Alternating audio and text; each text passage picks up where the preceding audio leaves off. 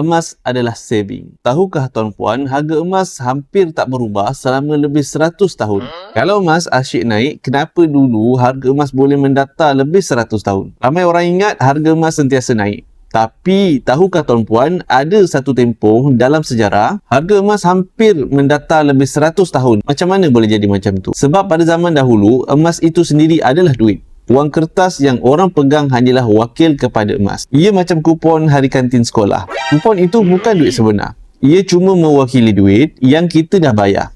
Begitu juga wang kertas satu ketika dulu.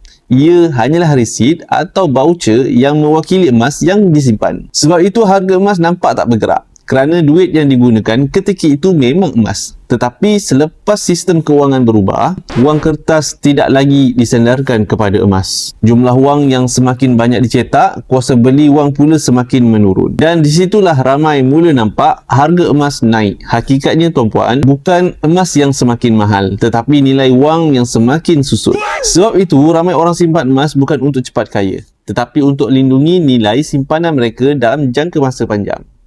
Tambah gram bukan tambah alasan. Ramai orang lihat harga emas naik tetapi sedikit yang faham tentang sejarah wang. Dahulu, wang kertas hanyalah wakil kepada emas. Hari ini, emas masih sama. Yang berubah hanyalah nilai wang yang kita pegang. Sebab itu, emas sering digunakan sebagai penyimpan nilai sejak ratusan tahun. Bukan untuk cepat kaya, tetapi untuk melindungi kuasa beli. Simpan emas, simpan nilai. Nak mula simpan emas, boleh rujuk pin post video saya cara bermula. Kurang daripada 5 minit, tuan-puan dah boleh mula menabung emas.